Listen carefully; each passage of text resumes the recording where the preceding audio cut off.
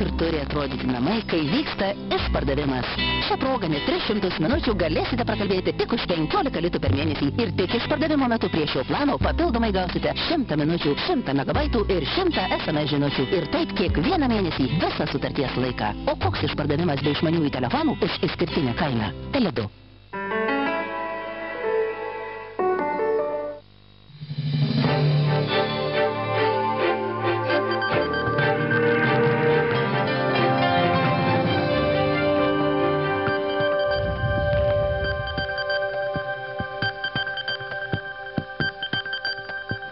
Labas vakaras, Lietuvos televizijos eteryje Liepos 1-osios sekmadienio panorama. Svarbiausios naujienos trumpai.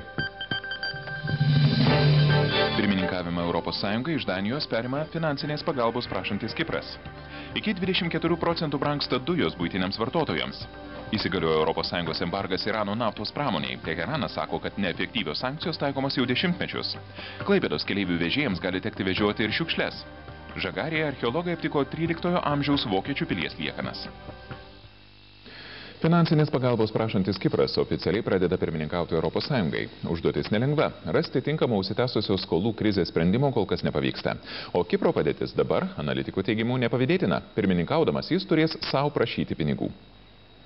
Prie Kipro sostinės Nikosijos savivaldybės iškilo ES vėliava ir suskambo Liudviko van Bethoveno 9 simfonija, bendrijos himnas. Nuo šiandien ES pirmininkavimą iš Danijos perima 2004-aisiais į bendriją įstojęs Kipras.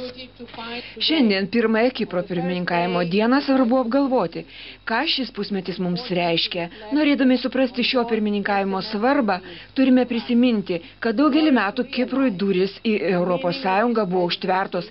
Prisiminti, kad kai kurios šalis net teigė, esą mūsų valstybė negali prisijungti prie bendrijos. Negalime pamiršti, kad net šiandien Turkijos tikslas kvestionuoti Kiprą kaip suverenę ir nepriklausomą valstybę.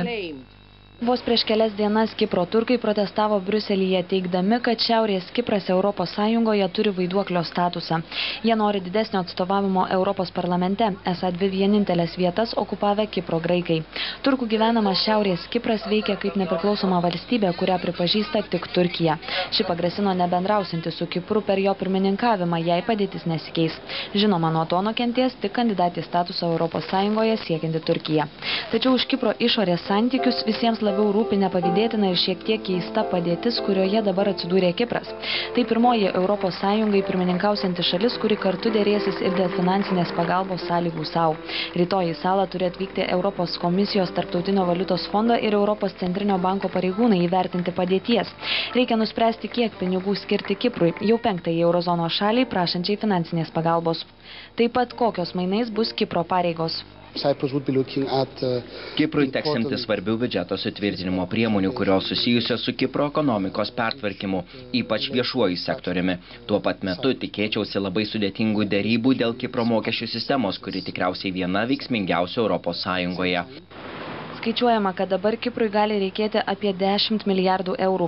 Kipras skandina neproporcingai didelis bankų sektorius, itin susijęs su Graikija. Skolintis tarptautinėse rinkose jis negali nuo pernai, kai reitingų agentūros sumažino jo skolinimosi reitingą iki vadinamojo šlamšto statuso. ES pagalbos Kiprui nereikėjo, nes pernai 1,3 milijardo eurų jis gavo iš Rusijos. Dabar Kipras taip pat ieško ne tik ES, bet ir Rusijos ar Kinijos pagalbos.